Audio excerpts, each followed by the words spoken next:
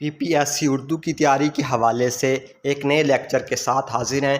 اس lecture میں ہم اسم کی اقسام بالحاظ بناوٹ سیکھیں گے، لیکن لیکچر میں آگے بڑھنے سے پہلے آپ نے اگر میرا چینل ابھی تک سبسکرائب نہیں کیا تو میرا چینل سبسکرائب کر کے بیل آئیکن کا بٹن پریس کر دیں تاکہ ہر آنے والی ویڈیو کا نوٹیفیکیشن آپ کو ملتا رہے۔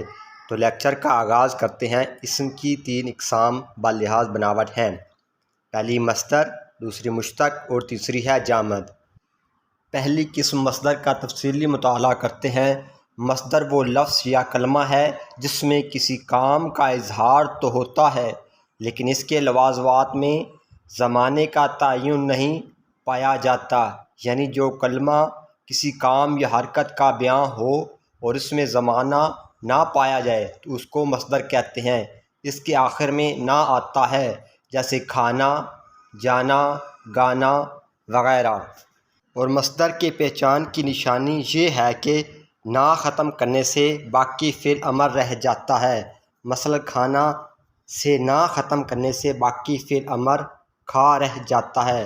بعض الفاظ ایسے ہوتے ہیں کہ جن کے آخر سے نہ ختم کرنے سے فعل امر باقی نہیں رہتا، وہ مصدر نہیں ہوتے، مثلا نانا، کانا، بانا وغیرہ۔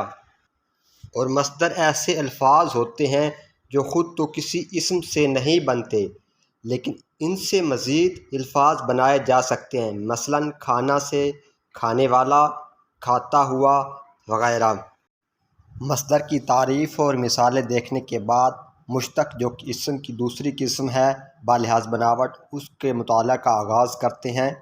اسم مشتق اسم کی بناوٹ کے لحاظ سے دوسری قسم ہے۔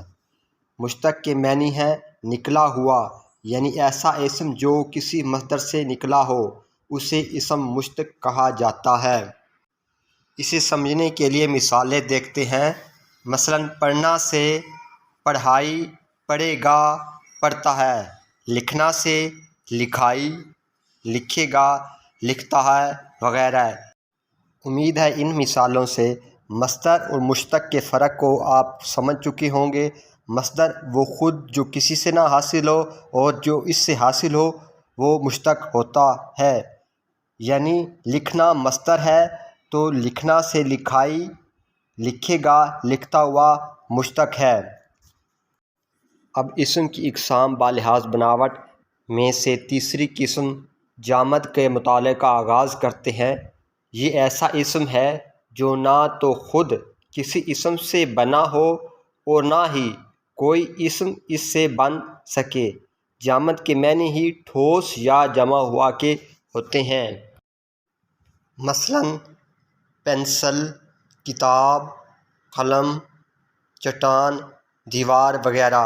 ہم جانتے ہیں کہ یہ سب الفاظ نہ تو کسی اسم سے بنتے ہیں اور نہ ان سے مزید آگے کچھ اسم بن سکتے ہیں، تو یہ جامد کی مثالیں تھیں۔ امید ہے اس لیکچر سے اسم کی اقسام بالحاظ بناوٹ کی تینوں اقسام یعنی مصدر، مشتق اور جامد تینوں کی سمجھ بھی آ گئی ہوگی اور مثالیں بھی ذہن نشین ہو گئی ہوں گی۔ تو آپ اس لیکچر کے بارے میں اگر اپنی رائے کا اظہار کرنا چاہتے ہیں تو کمنٹ سیکشن میں جا کر اپنے کمنٹ لکھ سکتے ہیں اور اپنے رائے کا اظہار کر سکتے ہیں۔